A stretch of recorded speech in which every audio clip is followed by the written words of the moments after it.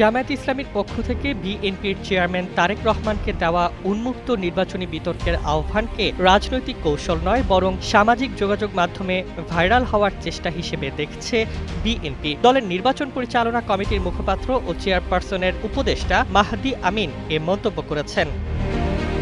শনিবার ৭ ফেব্রুয়ারি রাজধানীর গুলশানে এক সংবাদ সম্মেলনে মাহদি আমিন বলেন, নির্বাচনী প্রচারণার একেবারে শেষ সময়ে এসে জামায়াতের এমন প্রস্তাব নিছক চটকদার উদ্যোগ। তার মতে ফেসবুকে পোস্ট দিয়ে তারেক রহমানের অ্যাকাউন্ট ট্যাগ করাই ছিল মূল উদ্দেশ্য, যাতে বিষয়টি দ্রুত ভাইরাল হয়। তিনি জানান, এ বিষয়ে তারেক রহমানের সঙ্গে ব্যক্তিগতভাবে কোনো আলোচনা হয়নি। পাশাপাশি তিনি উল্লেখ করেন, সামনে কয়েকদিন বিএনপি চেয়ারম্যানের ব্যস্ত নির্বাচনী কর্মসূচি রয়েছে, ফলে হুট করে এমন কোনো আয়োজনের সুযোগও নেই।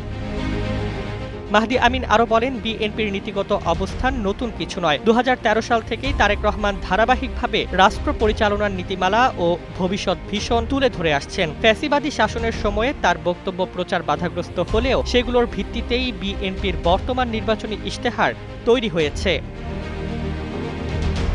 তিনি প্রশ্ন তোলেন, দীর্ঘ সময় ধরে কোনো সুস্পষ্ট নীতিগত আলোচনা বা লিখিত পলিসি প্রকাশ না করে নির্বাচনের ঠিক আগে কেন জামায়াত পলিসি ডিবেটের কথা তুলছে? মাহদি আমিন বলেন, বিএনপির ইশতেহার পেশাদার টিমের মাধ্যমে তারেক রহমানের দীর্ঘ রাজনৈতিক অভিজ্ঞতা ও ভিশনের আলোকে প্রণীত হলেও জামায়াতের ক্ষেত্রে এমন প্রস্তুতির নজির দেখা যায় না।